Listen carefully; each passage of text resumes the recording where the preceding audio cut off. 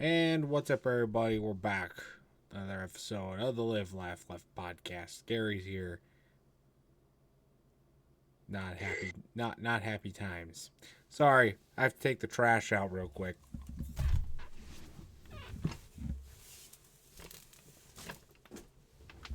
There.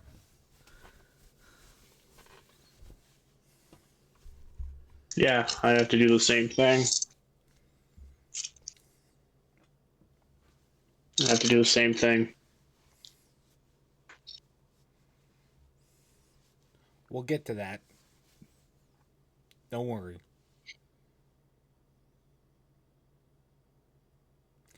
But first, I have some trivia this week. Now, first off, Gary, how are your teeth? Terrible. They still hurt. They actually hurt right now. I'm in pain. I'm in torture. Please help. I thought you got it fixed. I did get it fixed, but then not even a day after, the stitches came out again. So apparently my dentist doesn't know what the fuck to do. Sounds wonderful. But I'll be fine. Alright, anyway. Time for some trivia today. I don't know if we've done this trivia stat before. I can't remember. So we're going to do it now. Statistically, what is the hardest split to convert in bowling? I should know this. It's not what you think. Isn't it the 5-10 split? It's not. Hmm. Good guess though. It's the Greek church. Which has two variations. It's either the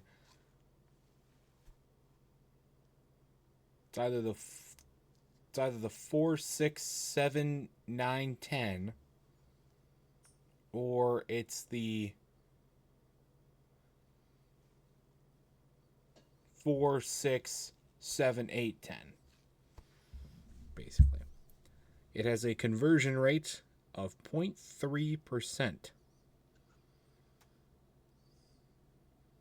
whereas the 7-10 split, which is what many people would guess, has a conversion rate of 0.5%.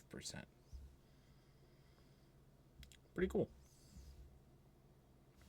Fun fact, I have picked up the Greek church before, one time. Never picked up the 7-10 split, though. Don't worry, I've never picked up any of them. Oh, where the fuck do we even start today? Oh, I'm tired. We're recording this late at night. Because It is currently 10:47 at night. Because we're masochists. And we don't sleep. And we don't smile. Ever. Can never have smiling faces around here, apparently. Because what's happy, fun, good time wins ever.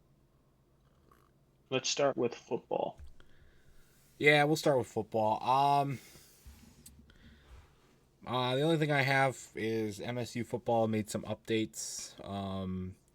They updated some of their schedule times for this season. The Notre Dame game is a night game. They got the NBC night game. Woohoo. Didn't see that one coming. It's not like Notre Dame has a contract with NBC or anything. Woohoo. And their entire schedule is so easy other than BYU. And then they moved the Toledo and Oregon games at home to Friday games. And Oregon will be on Fox at 8 p.m. in a snowstorm when nobody shows up. Just like the Purdue game from 2 years ago.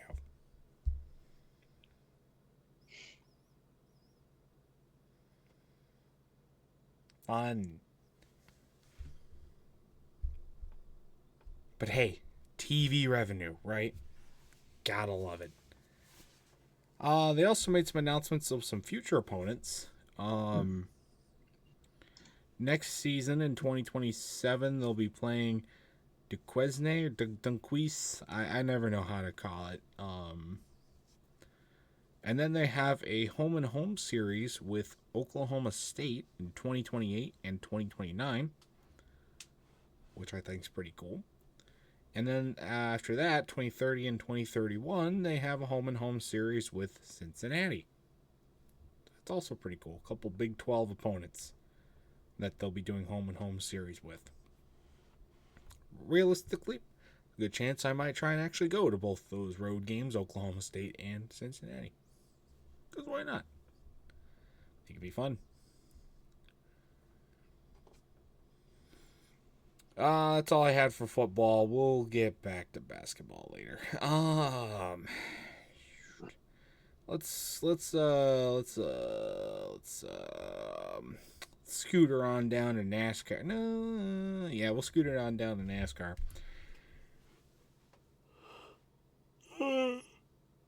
Something good to talk about for once. Watkins Glen happened, and there was a lot of talk about the reasons why they were moving Watkins Glen to May. It's a decision that they quickly rescinded, as Watkins Glen will be going back to a September date next year, where I believe it rightfully belongs. So, good move there, NASCAR. But you know what? I didn't think this weekend's race really was that bad. I think they put on a good product. Now, the problems that encended with the race being in May is not the track itself, but the facilities at the track. We have to remember that Watkins Glen is in the middle of nowhere in upstate New York. So dirt, mud, grass, forest, So the campgrounds. So obviously in northern New York in May, you're not that far off of the final snowfall of the season. So the ground is still thawing, which means the ground is wet. It's all dirt and mud. That gets in the campgrounds. In the campgrounds at the races, many campgrounds had to be closed because they were uninhabitable due to mud. That's crazy. And he's like, well, this might be a problem in the fall. It might be a problem in the fall. It's not a problem in the fall because the ground has had time to dry out. It's not a problem in August or September. So there was that. It was also really cold at the race, so a lot of people did not want to go as a result. Though they still got pretty good attendance numbers. That was the major problems with it, I think, in general. I think they also, actually, we'll get to that in a minute. Because that wasn't the fault of moving the race. Well, it was the fault of moving the race earlier in the season. But the biggest thing that they changed with the track itself was that in turn 1, they put tire barriers into turns so that the drivers couldn't use the apron as a runoff like they normally do. Correct me if I'm wrong, I think that was just because of a safety concern with preventing crashes once they got into turn 2.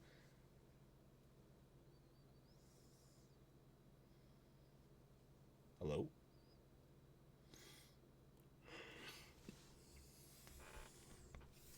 But I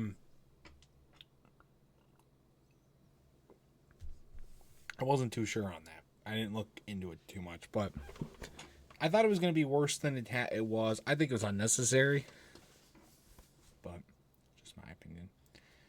Do I think they're going to continue to use the tire barriers? No. They're unnecessary as fuck. I think they caused more problems than they did actual good things. Now the races themselves. The races themselves were good, I thought. Truck race had some awesome late restarts. And we got a first-time winner, Caden Honeycutt, finally winning his first career race. So that was awesome. Xfinity race had an amazing finish between Connor Zilich and forget the other guy's name. Oh, Jesse Love. Jesse Love and Connor Zilic had a great finish there. So that was good to see. And then the cup race I thought was good too. The biggest highlight from the cup race though was not the finish itself. It was the somebody's tent flew onto the racetrack and caused a caution. So that was fun.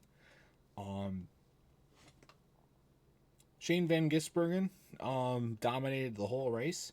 Made a controversial decision to not pit with the rest of the leaders and then pitted later. And he got out of it.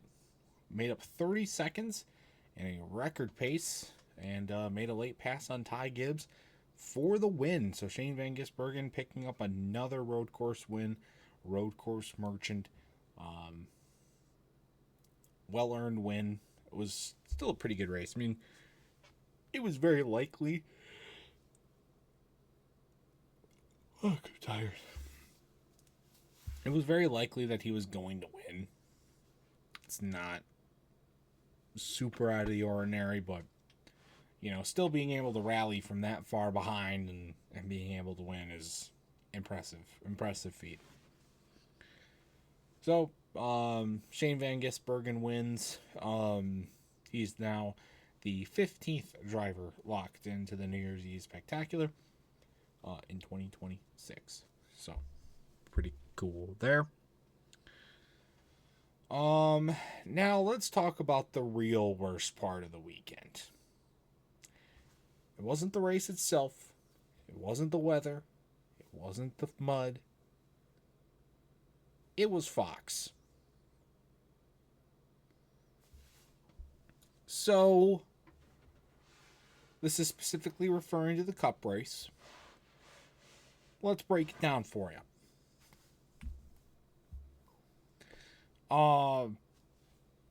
Few laps to go in the race. We see Shane Van Gisbergen moving his way through the field. He's up to third. Then they cut to a car spinning out.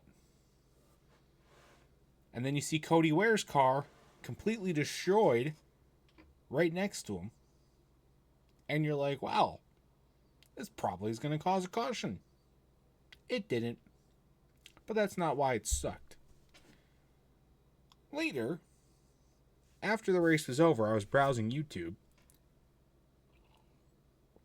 And I find a in-car view of Cody Ware from that moment. That was a crazy crash that should have 100% brought out a caution. Don't know why it didn't. But bigger problem, Fox did not call or did not even notice it happening at all. Not even close. Then on the final lap, a similar situation happens with Josh Berry. As he crashes into the tire barriers, Fox doesn't even have a single angle of it. What the fuck are you thinking, Fox?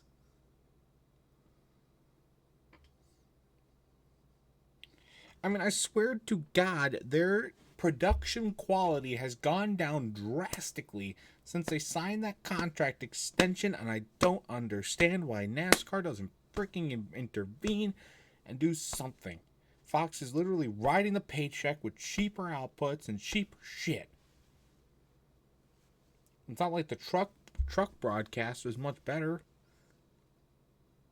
They have the announcers. I don't even think the announcers go to the races anymore for trucks.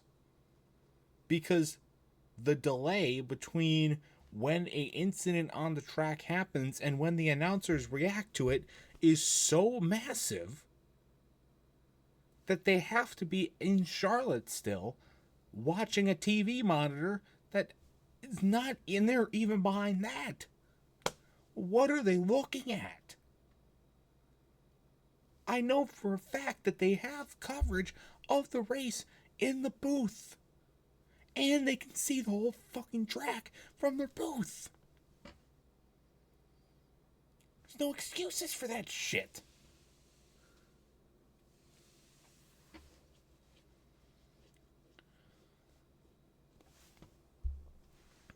So annoying. It's just so annoying how bad Fox is. They are just bad. Terrible.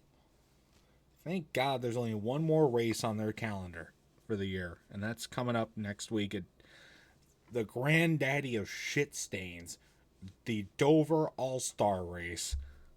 Oh boy, that's going to be a barn burner. Can't wait. What a race to end off the Fox schedule with, a Dover All-Star Race.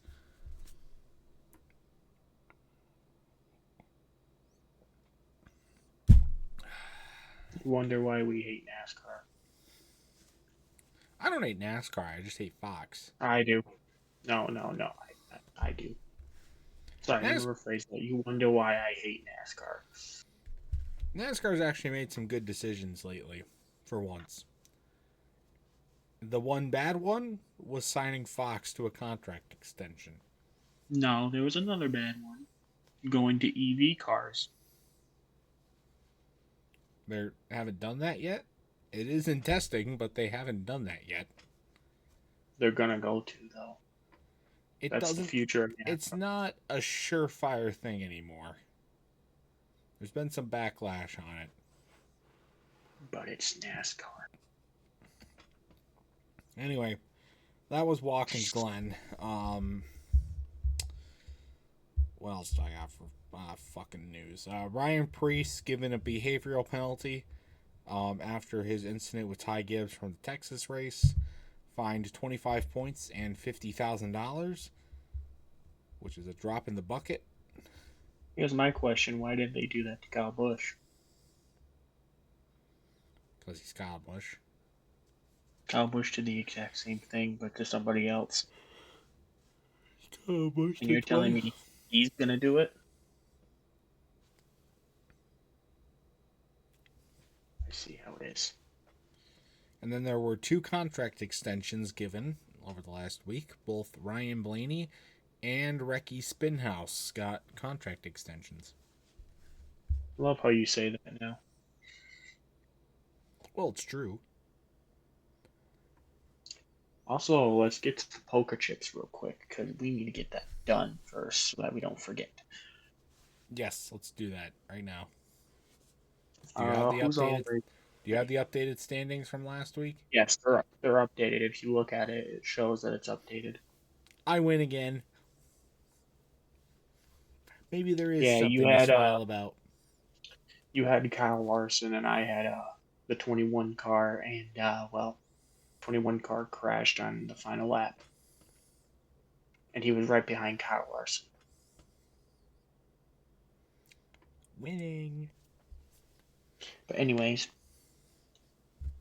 so yes, I still have not won yet, but maybe this week I will. All right, here we go. Hold on. I want to see who's all racing this week. It's the All-Star Race at Dover. I still can't believe that's happening. Watch it be a good race, too.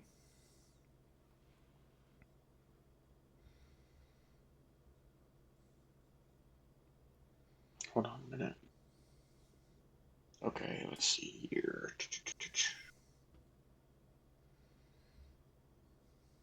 Okay, so everyone at Dover. Who do you think's winning the Truck Series?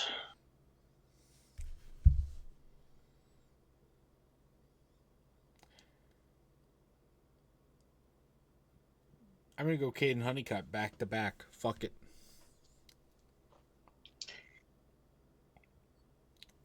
I'm going to go with Corey Day.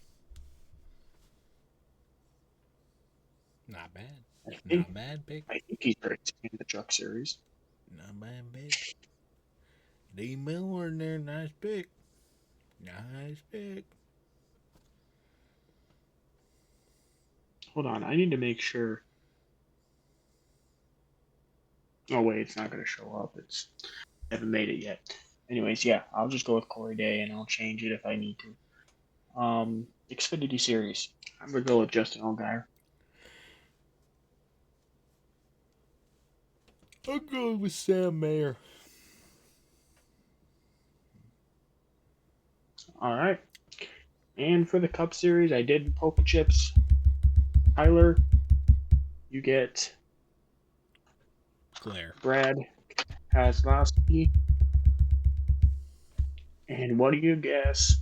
I get Kyle Larson. Watch, Kyle Larson's gonna wreck. Cause I win, I win, I win, I win. Watch, I'll win at Michigan. That's the only one I'll win at. Just you watch. Well, that's the one that matters the most, so. For both of us is Michigan. That's our True. championship. Alright, well, that's NASCAR stuff. We'll go to baseball next. What are... The Tigers are in free fall right now. Well, not necessarily completely free fall, I guess, but No, they're going for free fall. Rambler Valdez was suspended 6 games for the fight that he had against the Red Sox. And then the Tigers, after that, with a completely dismantled team, either in the suspension box or on IR, got shut out by the Red Sox 4-0 for a series sweep. Then they headed out. What are the odds I buy this and then they start sucking? So I don't buy shit until the off season, Gary. Sure. Then they took their efforts out to Kansas City. They lost the first game of the series 4-3 in a walk-off after being up 3-1. Thank you, bullpen, for that one. Then they lost again to the Royals 5-1. But they then finally broke their losing streak and beat the Royals in the series finale 6-3. They currently sit 3 games below 500, and I believe they have the division lead, which that is saying something. Now it's time for the lug nuts, which I didn't put on there, but I'm going to say it because I was watching it. Lug nuts were facing South Bend this week. And the Cubs won the series 4-3. No, 3-2. One of those two. I'm going to double check here.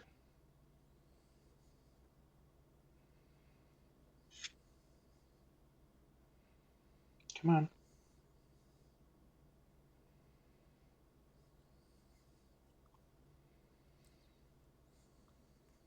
Oh, never mind. The Tigers fell to 4th in their division.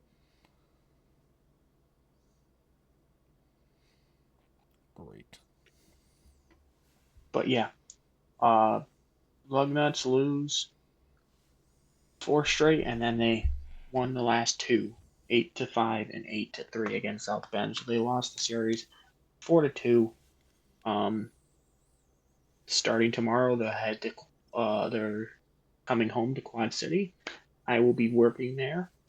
4 out of 6 days. Wednesday, I have to deal with children. Fun time. Thanks, Tyler.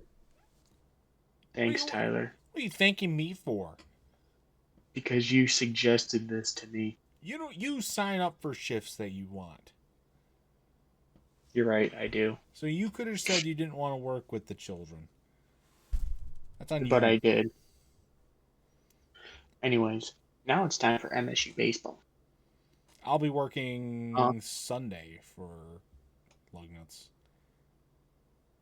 So I'll get to see Quad Cities. I'll be the 11th Midwest League team that I'll have seen. The only one I haven't is Wisconsin. Because Wisconsin doesn't like to come to Lansing. That's true. Anyways, last one was... You did the podcast Monday, right? Last Monday? Yeah, I did it Tuesday night, so after Tuesday. Tuesday? Okay, I'm just trying to go back to where I was. Okay. So, Michigan State on Wednesday faced my Western Michigan Broncos, my second favorite team, and destroyed them 8-3.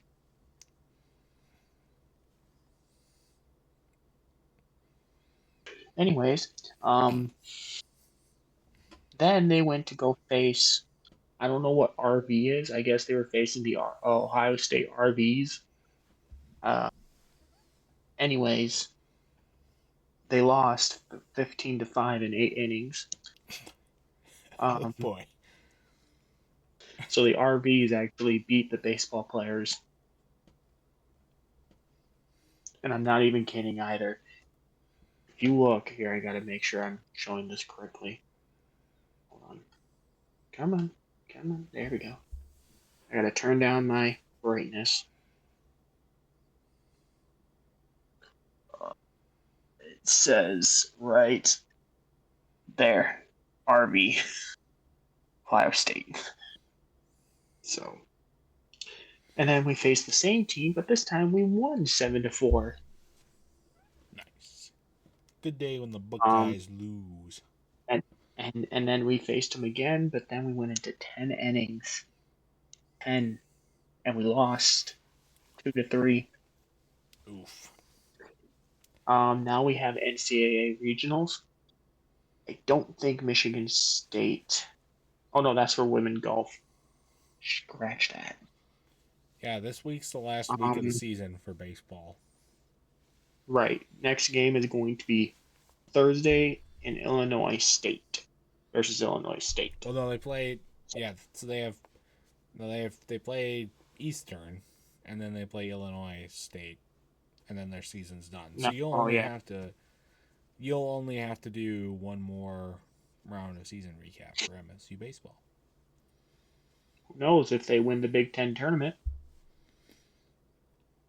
All true, the Big Ten tournament, they will have to do that.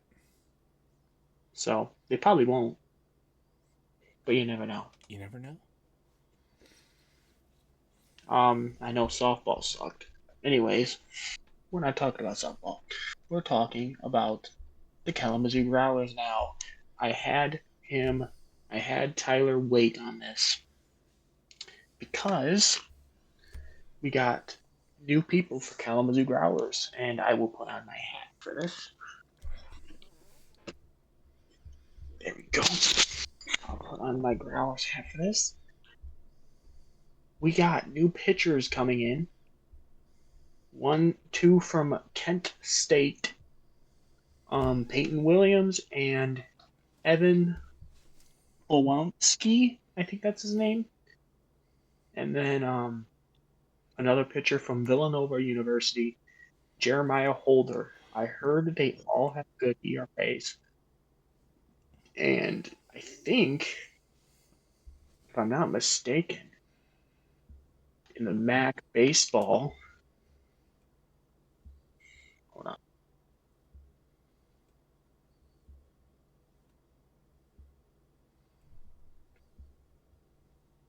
I can't do the app. But anyways, I believe they won a lot of their games, if I'm not mistaken. Generally, when they have a good ERA, they win. Yeah, well, sometimes that doesn't happen. True. That is true. But Good name, Paul Skeens. Yeah, we don't talk about. We don't talk about Paul. Honestly, if we had to trade away, Derek's Google, I would want Paul Skeens as our pitcher. Well, it doesn't seem like Tarek Scooble's going anywhere. Apparently, they're in heavy contract negotiations, and there might actually be something the Tigers might actually keep him. But also, apparently, he's coming back from injury a lot faster than projected, so maybe that'll be nice, and he'll actually get to pitch again as a Tiger. So I was right. Winning? Kent State is first place in the conference for the MAC conference, so that's good. That is good. That is really good for not only the team, but for the Growlers as they get a good player. And then I think, I'm not going to look them up, but I believe Villanova is first place in theirs too. So they are all doing very well. What I'll do is I'll actually type it on here to make sure I'm correct.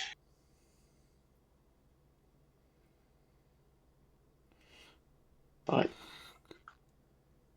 that should be it for... Maybe I'll get to see those players when I... Well, actually, I guess that segues into something that I should bring up. I guess I will bring it up here. I was planning on going down to Kalamazoo in a couple weeks and seeing the Growlers and the Battlejacks back to back. Now I don't know if that's happening because gamers, announcement time. I'm going to Pocono this year. Oh, the world's shittiest track. True? Not true. Not gonna go into too many details as to why. It's a work-related thing, and yes, it will be talked about on the Work Stories podcast eventually. When it happens. But that's gonna be in about a month. Ann Pomeroy is coming with me. And so I don't know if we're going to be doing Growlers and Battlejacks because we're directing a lot of money towards that. Not a lot of money, but enough money to where it might not be financially served to do that. I think I'm still going to try and do Growlers and Battlejacks just because it's a good, convenient opportunity to knock out both of those stadiums. But we'll see. It'll be hard, but... Oh, one more news coming out of the Midwest League. I do want to say this. Let me tell you the standings real quick. And also other news. I'm going to be trying to get all Midwest League baseball bats, mini bats, so I can make standings in the back of my wall. I'm going to try at least. Not 100%. Anyways, I want to show you the standings because these standings are... We got Great Lakes in first place. Then we got Dayton, 1.5 games back. We got Fort Wayne, 4.5 games back. Lake County, 5 games back. Then we have Lansing, 7.5 games back. And you want to know who's last? The defending Midwest League champions, West Michigan Whitecaps. Remember, kids, last time we saw the West Michigan Whitecaps, they swept us hard. Well, they're not as good this year, and this is common with teams at this level, is that they get a bunch of good players and then the players get called up. Which is why you generally don't see teams have very long periods of success in the minor leagues. Like Max Clark is playing for Toledo now, which we are going to Toledo, so we might get to see Max Clark. But with the rate of injuries that the Tigers have, he might get called up before we get to go there. So I swear to God, if he gets called up on the 22nd, I will be so pissed. that would be very infuriating, but because I'd love to see Max Clark play. But that if he plays good for the Tigers, that would be a-okay with me. Okay, that's enough baseball stuff for now. Now, Ann did go to one of the South Bend games with Lugnuts, plus a couple of short tracks. So Ann was going to be on this week. There were some schedule conflicts, so Ann will be on next week, and we'll talk about all those. So stay tuned for that. And we will talk about this Pocono thing a little bit more then, too. For hockey, got a couple of things for hockey. Um, it was announced that the city of Detroit will be getting a PWHL team in 2029. This is pretty awesome. It's gonna be the ninth PWHL team. I'll be adding another jersey to my jersey lists. They're gonna be playing at Little Caesars Arena. Not a surprise there. This means that in 2029, or by 2029, Detroit will have all four big pro sports teams for men, plus a WNBA team and a PWHL team. That's pretty good. That means Little Caesars Arena is going to have a lot of shit going on between four teams sharing the arena and all the concerts and all the other special events that go on there on a year-round basis. My sister is so excited for this. She's been wanting to watch women's sports, and there was no Detroit team. I said, hey, I guess you'll have to wait until 2029. And then all of a sudden it announced it. I was like, never the fuck mind. We have hockey. Yeah, that's pretty cool. I think it's going to go over really well. Now, do we know what name the Detroit team will be? No, they haven't figured that out yet. They probably have. They're just waiting on ways that they can market it and sell merch. So, I think it'll be octopus related. I'd be disappointed if it wasn't. But who knows?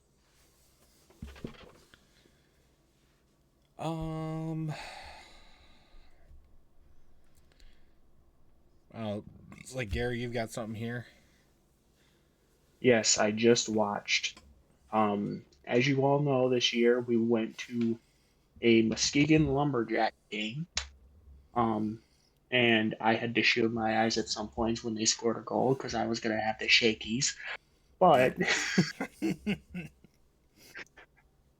today, with a 6-1 win against the Madison Capitals, the Lumberjacks for the second straight year is going to the championship game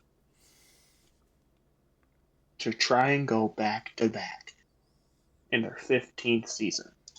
Now, before the Lumberjacks, if you guys didn't know, there was a team called the Muskegon Fury. That team won 5 championships. And we saw it at the arena. We did. And they really like their teams. And actually, I'll be at that arena on the 16th for my sister's graduation. So I'll be heading back over there. So Cool. that's cool. But I'm gonna try and look up just really quick on who they're playing in the playoffs, because I need to know who they're gonna go up against. Let's see, scores around the league.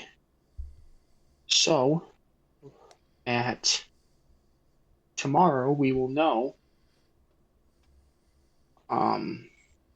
who will advance. Will it be the Force or the Stampede? Now the Force is really good. So is the Stampede. The Stampede, I think, played them last year and they lost to Muskegon. Youngstown was favorited to win the entire thing. They got beat by the 6th seed Madison. So, this was our best option because I never thought Muskegon was going to make it. But if they win the championship, all of us could say we saw the championship team. That's right, baby. It's because we were there why they are winning.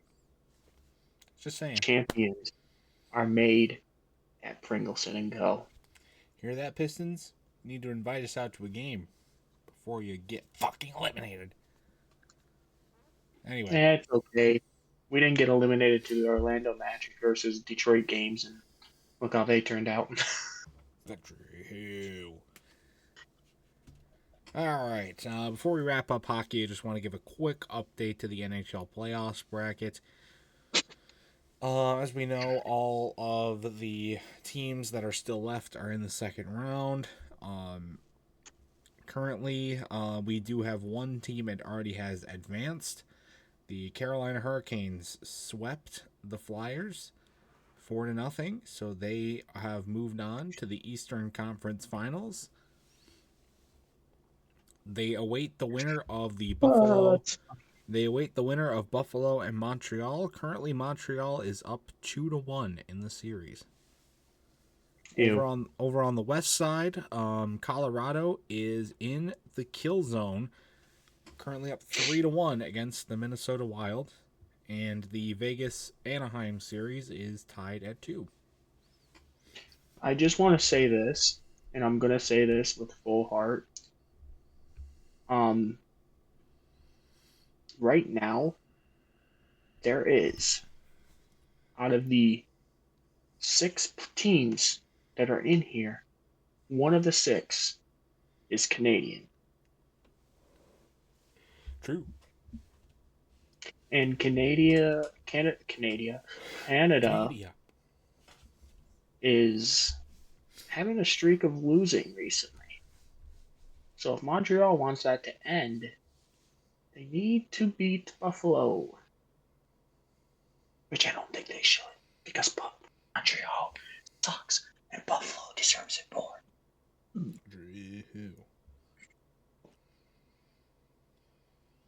All right. So that's it for hockey. Now let's move on to the cream of the crap. Did you say that Colorado is in the hole? No, they're in the kill zone, which means they're about to put the dagger. I thought you said they were in the hole. I was like, on here it says Colorado leads. I do have one thing before we get to NBA stuff. We all know that Divine Ukwuchukwu went to the transfer portal for MSU. Well, he finally has a spot where he's going to land. Oh, you think, he's going to go to Oregon and take the Nike money like everybody thought he was going to do. Oh, he's going to, go to a big school where maybe he has a better chance at a championship and getting more playing time. Nope. He's going to LSU. Now, this is not a completely uncalculated move, because guess who just became the head coach of LSU basketball? Will Wade. Guess where Will Wade was before this? NC State. Guess who NC State got in the transfer portal last year? Trey Holloman. Guess where Trey Holloman was from? MSU. My question is, for Divine Ukwuchukwu, you watched what happened to Trey Holloman and thought, yeah, I want to follow this Will Wade guy. Because I'm saying right now, the LSU NIL money cannot be that good for basketball. I'm just saying, it cannot be that good.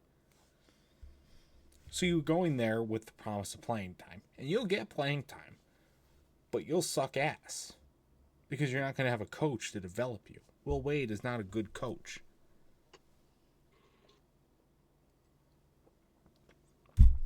So is it really worth it? I mean, how much sweet talking did Trey Holloman have to do to get you to go there? The fuck?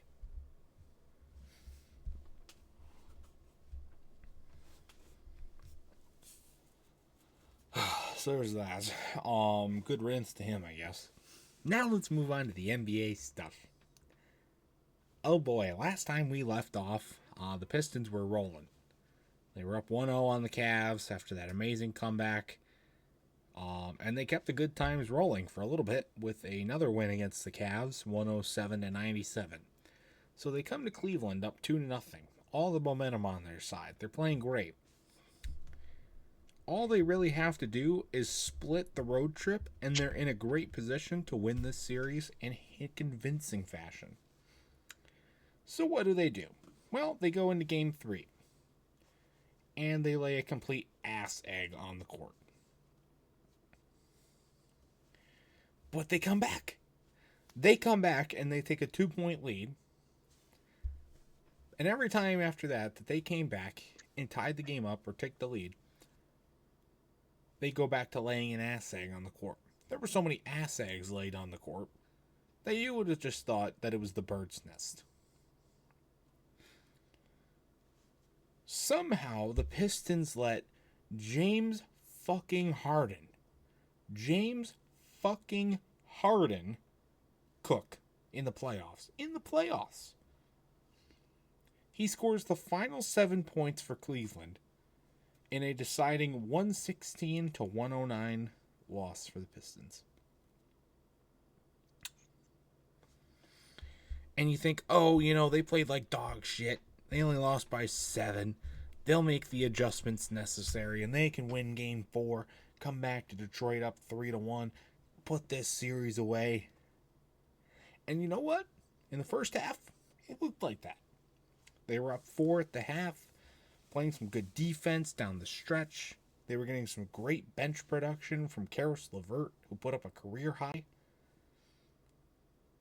Then Cleveland goes on a 22-0 run to start the third.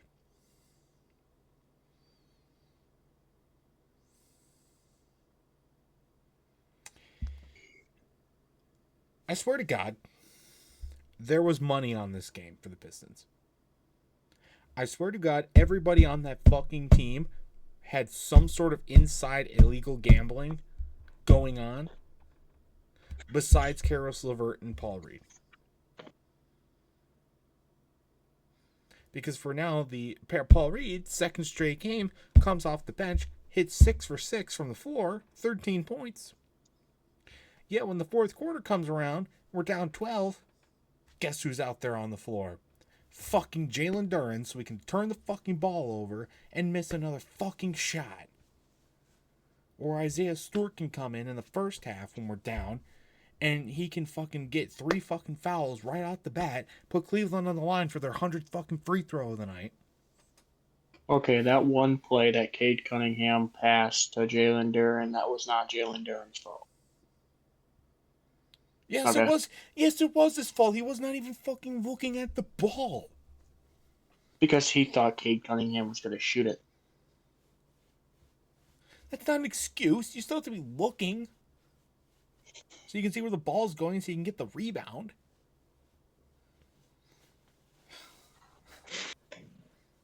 I don't know. I think you're just putting too much hate on Jalen Duren. Because he's been ass. He's been absolute ass in the playoffs. He got fucking bodied on the floor again by a guy who's lankier than a fucking tree wig.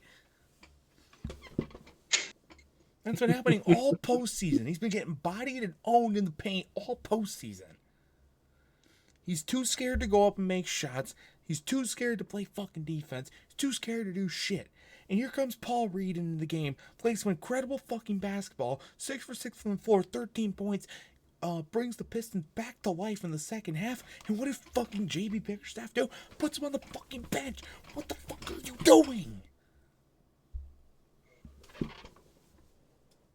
And then what the fuck is Tarsar Thompson doing?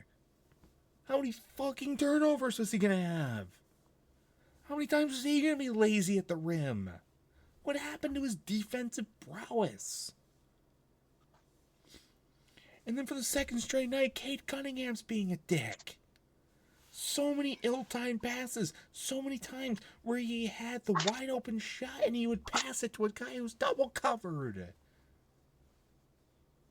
I mean, his fucking Cade Cunningham step-back mid-range jumper is literally automatic, and yet he passed up on it so many fucking times so that Sar Thompson could turn the ball over again.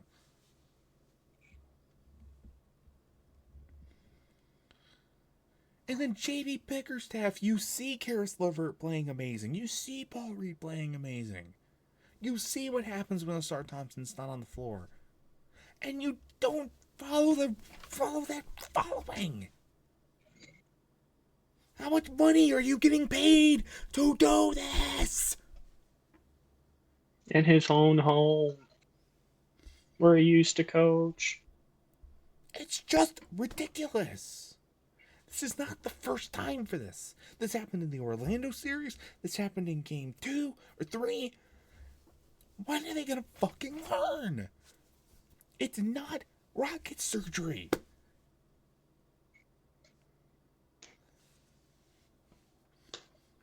Like, seriously, I'm so fucking frustrated. Because this is not... I mean, yes, Donovan Mitchell is unstoppable, right? I don't know how the fuck he only got 4 points in the first half. Dude could have scored 100 at that production level if he played the entire game. And you know what? Cleveland's going to hit some shots. James Harden gets fucking foul bait bullshit, and I think he needs to go to fucking prison because he's probably masturbated in a public parking lot.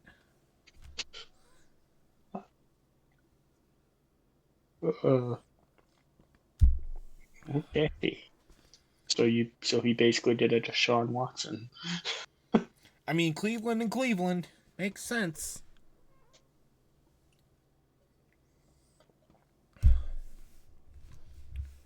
But the Pistons still have these 2 games on the road in Cleveland have been winnable. And they go into these games, shit their pants for 30 fucking minutes, and then try and rally in the final 18. And I don't understand why. Like, I really don't understand why Paul Reed is not playing more minutes. Yeah, he shouldn't be starting over Duran, but he should be coming in over Isaiah Stewart off the bench. It's clear that Isaiah Stewart is overmatched as fuck against Cleveland. Put somebody else, put fucking Paul Reed in. Paul Reed's owning these fucks. He fucking hit a 3. Paul Reed hit a fucking 3, and JB Bickerstaff still wanted to put him on the fucking bench. If that tells you anything, let me tell you what his percentage was this regular season of 3 points. Okay, I just want to show you guys the stats of that man. So now, Cleveland has all the momentum in the world. Donovan Mitchell is unstoppable with the fucking carryover that's a travel every goddamn time, but they never call it. You know, James Harden actually fucking playing good in the playoffs. That's how ass your fucking franchise is. You make fucking James Harden look good in the playoffs. And then you got fucking... And what's our superstar doing? Turning the ball over. Brick 3. Turning the ball over. Brick 3. What the fuck are we doing, Pistons?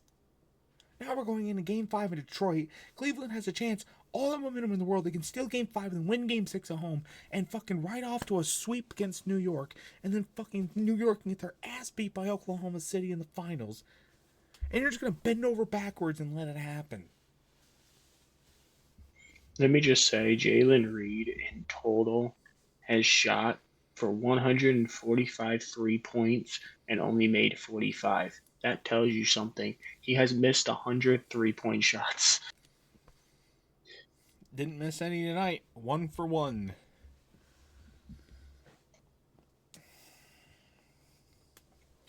Not happy. Not happy at all.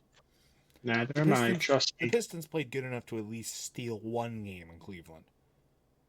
But of course, they have to get in their own damn way. They still only lost by 7. The final by 9. But the final score 112 to 103 in Game 4. Not like it was a fucking blowout. It should have been a blowout, but it wasn't a fucking blowout. If this team could stay competent for more than 2 seconds at a time, they would be winning the fucking series in the sweep. Now, what we need to do is go back into Detroit and win, and then we need to go back into their territory and win. But if we don't do exactly what we need to do, the series is probably going to 7 games again. The Pistons are probably going to go to 7 games again because the Knicks swept the 76ers, so of course the Knicks are going to get all the rest that they want in the world. Come out and fucking beat us in the Eastern Conference Finals again. Just fucking that was Boston's fault. That was Boston's fault. Everything's fucking rigged in this fucking world, dude. I mean, it was obvious that the Pistons were gambling. Asar Thompson played like dog shit. J.D. Bickerstaff made some really bonehead decisions that any coach would get fired for. But of course, he has a fucking extension, so he's already going to the roulette table. I know where there's a casino in downtown Cleveland, too. I'm sure he went fucking there before the game.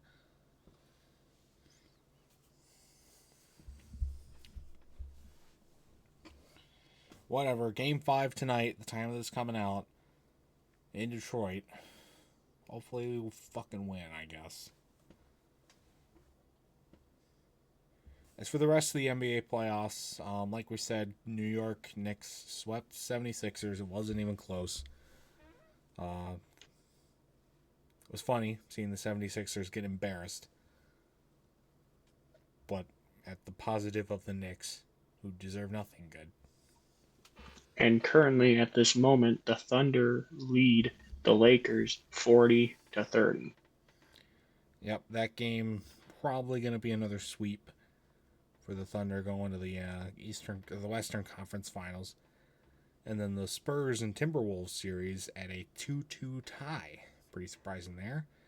Timberwolves stole game 1 in San Antonio. Spurs stole game 3 in Minnesota. Game 4, the Spurs looked like they had the win until Victor Wembanyama got ejected for literally trying to knock a guy over, throw him to the ground. So the Timberwolves capitalized, and the series is even.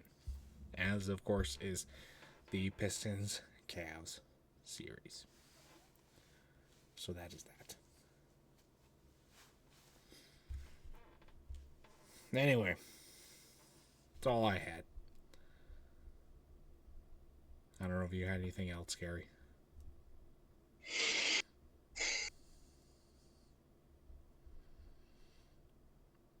No.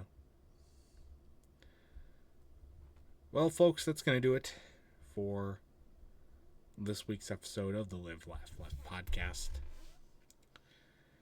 Next week, we will see how this Pistons-Cavs series finished out, including the rest of the NBA and NHL playoff update. We'll check on the NASCAR and check in on the Tigers and everything else. So, should be fun. And should be here. We'll talk about this upcoming Pocono thing that I brought up, including some more intricate details of what we're going to be doing and why I'm even doing it in the first place.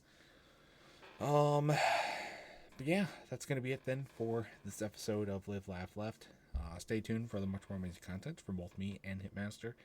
And until next time, we're going to go to bed. So see you guys later. Nighty night. Goodbye.